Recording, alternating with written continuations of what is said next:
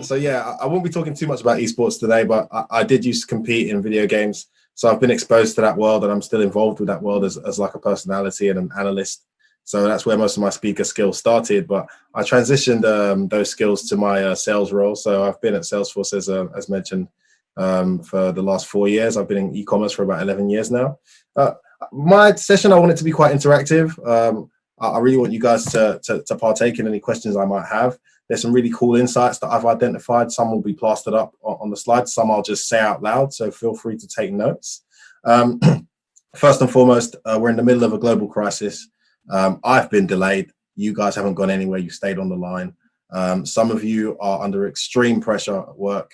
Some of you are actually seeing acceleration at work. In any case, your day-to-day has changed dramatically, and you're still taking the time out to listen to me and the team at eCOM360. So a massive thank you to every single person on this call for taking that time. We truly do appreciate it. So Femi Adeboye, no need to reintroduce myself. That's happened maybe 3 times now. I want to kick things off with the shopping index. I just want to see if hopefully this continues to share this screen. Has that kept it on the web portal screen for you guys? Or is it still on my presentation?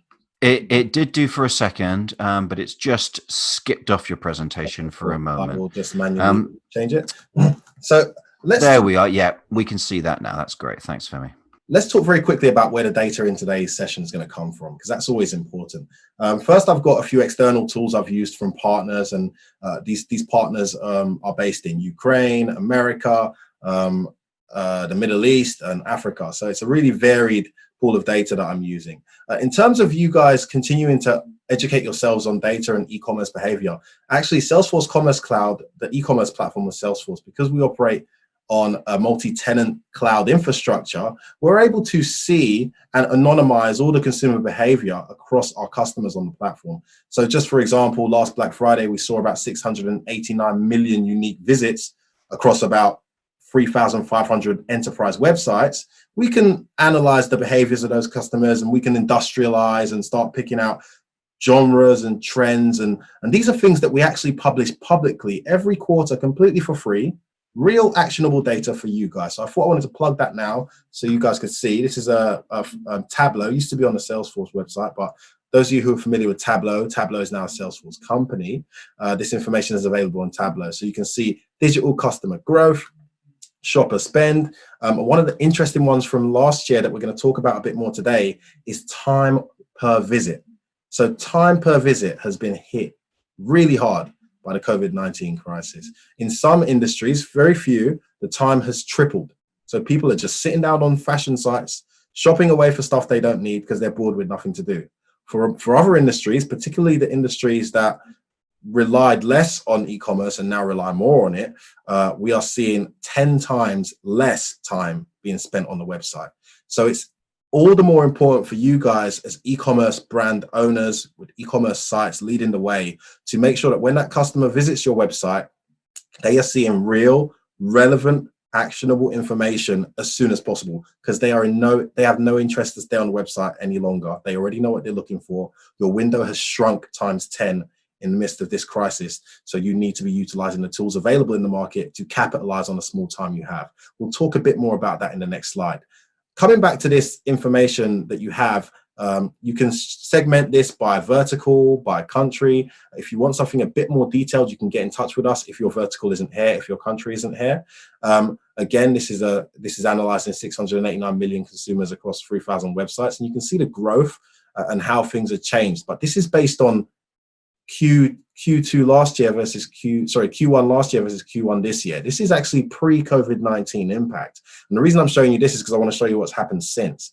One thing that's remained the same, however, is for those of our customers who have enabled Einstein Predictive Intelligence, which is the intelligence layer that we have on the Commerce Cloud platform.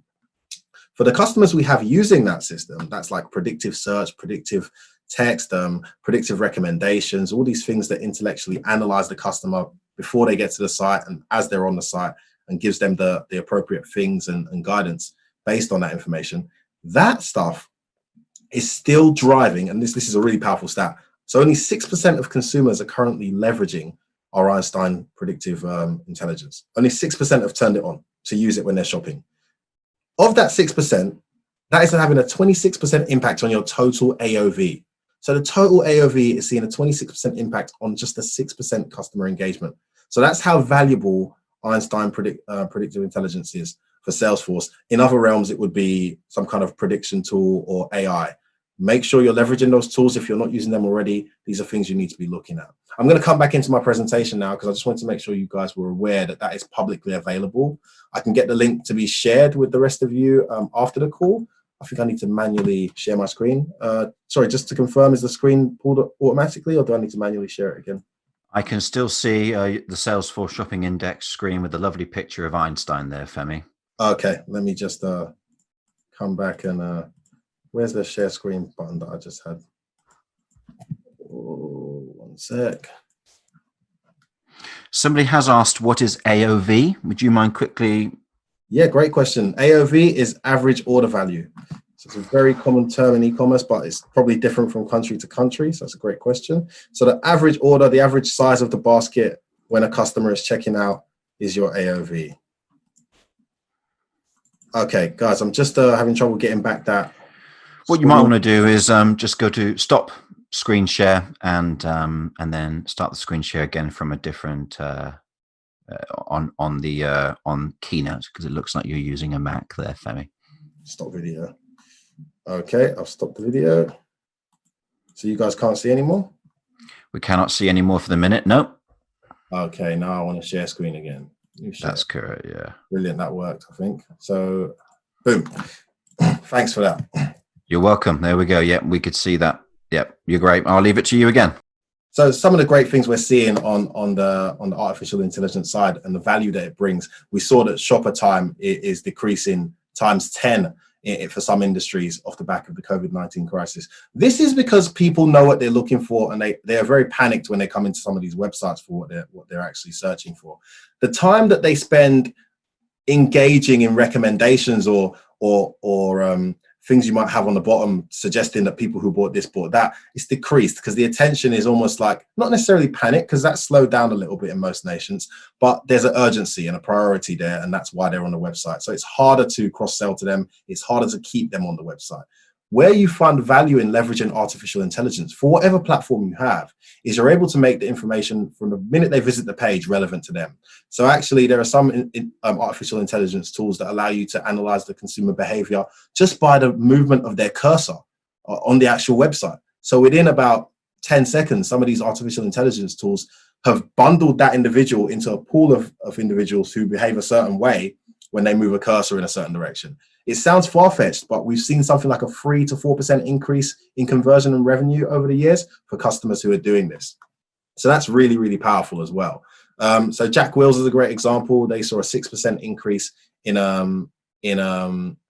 customer traffic and 147% increase in AOV in the space of about 4 weeks since turning that on. And there's loads of more really powerful stats like this off the back of artificial intelligence and e-commerce websites that are leveraging it. It's become more important now in the midst of this COVID-19 crisis. I want to make this a bit more engaging now because we've spoken a bit about the statistics we're seeing, and we'll come back to those shortly. So you guys, I hope you got your messages ready. I want to quickly ask you all some questions around the COVID-19 crisis and things you might all be seeing. No right or wrong answer. Let's all just get involved. Just send the messages through. Actually, Salesforce will be giving away a hoodie or a backpack, whatever it is of your choice, to the winner. So I'll be analyzing the answers after the call to see who got the most answers right. It's not as obvious as you might think because this is varying significantly from nation to nation. To give you a clue, this particular survey was conducted via North America. So this is North American data. So that's going to help you out a little bit. So some things that you might be seeing in your local countries may not be in the top 5 for the North American countries. So currently, what are the top 5 fastest growing selling items in e-commerce off the back of the COVID-19 crisis? So a number of industries have been hit hard.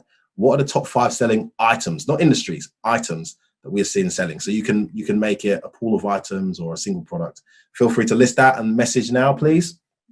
Secondly, and a bit more sensitive, and I'm going to talk positively about this because the impact has not been as hard on the declining side. But what are the top 5 fastest declining, not selling as fast anymore, products in e-commerce off the back of the COVID-19 crisis? So think about the industries that are being hit the hardest and the items that they'd usually sell to find the answers for this. I'm going to give you another 10 seconds, guys, before I reveal the answers. And then we'll run through the individual's answers at the end of the call. Probably not live, but I'll send a message to the winner afterwards and get them to redeem their voucher for a hoodie or a backpack from Salesforce. Top 5 fastest declining. So actually, number 1 is luggage and suitcase. Of course, the travel industry has been hit really hard, and that's one of the areas that merchandising-wise is being hit very hard. Cameras, I was surprised to see at number 2, but actually, when you think about it, it makes sense. Cameras have also taken a massive hit over the last few years because of obviously the camera phone is just getting better and better. But where the camera is still very valuable and needed is where there's people who specialize in traveling, outdoor photography, and so forth and so on. These are things that are not so prominent at the moment. So that industry's been hit really hard. Men's swimwear, interesting. Only in America. Would that be something that was really, really coming up, as if to suggest it was such a huge thing selling prior to the COVID-19 crisis? That is at number 3. Bridal clothing, of course. I have a friend who was getting married in September who probably isn't getting married in September anymore. Anyone in that situation, my condolences. I hope this situation passes soon so we can all get back to our standard lives. And gym bags and backpacks, hence me giving away a backpack. I'm trying to help the industry here, guys, is at number 5 for fastest declining. On the more positive side, we have, you guessed it, disposable gloves there, cold and cough medicine, so pharmaceutical goods, bread machines, that's huge. I took about 3 weeks for me and my wife to find yeast in our local markets. We went to about 21 different shops over the course of 3 days. Couldn't find yeast anywhere. So bread machines is really, really big now because all the bread is sold out in the stores, so people are making their own bread. Soups, very American, but also very British, and dried grains and rice. So a lot of that is food-based. But surprisingly, so for anyone who's from North America or the UK, toilet paper is not in the top 5. So what are you all doing? There's no need to panic and buy toilet paper. As you can see, the rest of the world doesn't agree with you there. So let's slow down on those toilet paper purchases. Please make sure your answers are through. That's it. No more answers now. Please send me all those answers. Please, Renis and the team. Anyone who's answered now after seeing all the answers is not going to be able to draw. I'm sure there's some clever people who are attempting to. This report has come from Stackline. So this is one of the third-party partners I've looked at. They've done a great job of giving us a top 100 fastest selling items, actually. And if you look at the percentages that we're seeing for fastest selling, I mean, this is unbelievable. 652% increase, 670% increase for some of these verticals.